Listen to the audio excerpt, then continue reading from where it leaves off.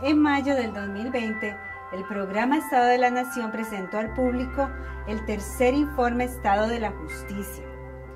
En el marco de este informe realizamos investigaciones a profundidad sobre el desempeño del Poder Judicial, gracias a un convenio de cooperación con esta institución firmado en el 2012. En este video presentaré los hallazgos más relevantes sobre la gestión de la reforma judicial costarricense. Una de las conclusiones del informe Estado de la Justicia afirma que el Poder Judicial ha vivido en los últimos 3 años una crisis de su gobierno judicial. Esta crisis encontró al judicial en una intensa dinámica reformista, que no se frenó a pesar de las difíciles circunstancias internas y del contexto país de los últimos años. Al menos 5 materias jurisdiccionales han sido reformadas sustancialmente. Se lanzaron la política de equidad, de género, de participación ciudadana, de justicia abierta, que le han generado reconocimientos a nivel internacional. Ya habíamos señalado en las 2 ediciones anteriores del Estado de la Justicia que el Poder Judicial era la rama del Estado con mayor capacidad de reforma. También se dijo que la agenda de modernización judicial no responde a un plan que enlace los distintos esfuerzos en una visión integrada. Las iniciativas que se han acuñado bajo el término de reforma judicial en realidad son la consecución de varias oleadas reformistas, con asuntos muy diversos que no están sistematizados, no existe un plan o un histórico de los procesos. Entonces, para responder a la pregunta, ¿cuáles son las reformas del Poder Judicial?, lo que hicimos en este tercer informe Estado de la Justicia fue crear una base de datos con la legislación de los últimos 20 años que ha afectado a esta institución. Analizamos artículo por artículo. Se comprobó así que el Poder Judicial hoy es muy distinto en sus competencias al de hace 2 o 1 década. Diríamos que hoy está mejor preparado para garantizar la tutela de los derechos.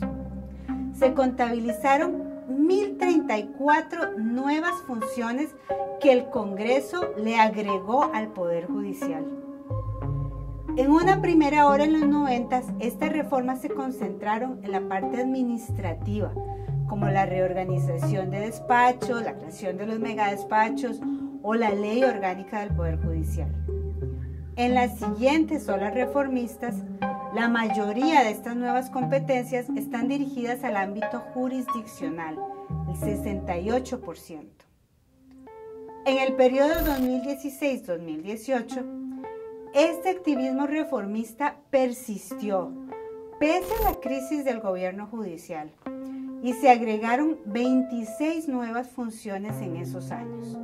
La ampliación de funciones de la institución proviene, en su gran mayoría, de legislación que no identifica recursos para ejecutarse. Solamente 2 leyes de las que revisamos tenían incluida una fuente de financiamiento específica. La aprobación de estas leyes sustantivas sin financiamiento explícito se denomina en los informes Estado de la Nación promesa democrática sin sustento. Se presentan más de la mitad de todas las leyes que aprueba la Asamblea Legislativa. En este caso en particular, en las reformas judiciales, ha sido posible con una corresponsabilidad, pues la Corte Suprema gestó directa o indirectamente 3/4 partes de esta legislación que amplió sus competencias, sin tampoco incluir los recursos requeridos en las propuestas que hacían llegar a los diputados. Esto quiere decir que los recursos requeridos para implementar todas las nuevas competencias se han subsumido en el crecimiento del presupuesto institucional. También fue una importante fuente de financiamiento el préstamo Corte Banco Interamericano de Desarrollo, Corte BID, que apoyó sobre todo las primeras 2 olas reformistas hasta el 2013. Esto fue posible durante las 2 primeras décadas de este siglo, donde el Poder Judicial expandió sus capacidades institucionales. Por ejemplo, duplicó su personal. La inversión per cápita en justicia pasó de $32 que había en el 2000 a $168 por persona en el 2018. También se abrieron nuevas oficinas hasta alcanzar en la actualidad un total de 846 despachos, constituyéndose en una de las instituciones públicas con mayor capacidad de cobertura territorial. Pero a partir del 2018 esta situación cambió drásticamente. El crecimiento presupuestario se desaceleró. Hoy el judicial mantiene un margen mínimo para financiar las nuevas tareas que se le encomiendan. Tanto así que en el 2018 no pudo establecer la nueva jurisdicción especializada en crimen organizado creada por ley. Esta estrechez fiscal limita la aprobación de nuevas reformas y también dificulta la implementación y el seguimiento de las reformas que, aunque ya se han aprobado, no se han desplegado en su totalidad. Y aquí una nota al pie de página importante. En el escenario post-pandemia se prevé una mayor estrechez financiera a la que se había descrito en el tercer informe Estado de la Justicia. ¿Cómo es que se ha gestado esa ampliación de 1.034 competencias nuevas para el Poder Judicial? En este informe analizamos a profundidad 3 reformas procesales: penal, contencioso administrativo y laboral. Se pudo precisar por primera vez una parte de la política detrás de las reformas judiciales.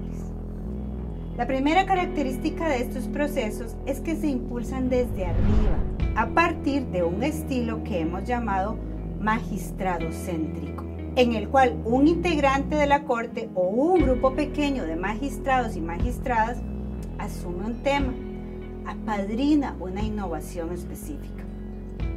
Durante la elaboración de la reforma, el impulsor o impulsora coordina mínimamente con otras dependencias o comisiones judiciales. Por esta desconexión, se suele pasar por alto las condiciones institucionales que se requieren para su implementación. El estilo magistradocéntrico se extiende más allá de las reformas procesales, también aplica al ámbito de las políticas judiciales, de proyectos y de comisiones. Hay una gestión por comisión del Poder Judicial que explica la existencia de más de 90 comisiones activas en el 2018. Justamente siguiendo este estilo, la Corte aprobó 10 mesas de trabajo urgente para responder a la crisis del gobierno judicial, cada una liderada por un magistrado o magistrada. Sin embargo, el método de discusión y aprobación de estas propuestas en Corte ha dificultado logística y políticamente concretar lo prometido a más de 2 años de su lanzamiento. El Poder Judicial está obligado a darle continuidad a las reformas lanzadas y también requiere una modernización continua en otras áreas pendientes. El futuro de la dinámica reformista y sus resultados en gran medida dependen de la capacidad del Poder Judicial para adaptarse a las cambiantes condiciones del entorno y superar los cuellos de botella del estilo de gestión que dificultan cumplir con el mandato constitucional de asegurar una justicia pronta, cumplida e igual para todos.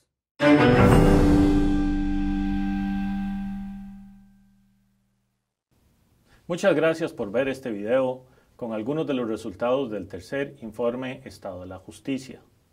Puede ver otros videos con los principales mensajes de este informe en las redes sociales del programa Estado de la Nación o dando clic aquí o aquí.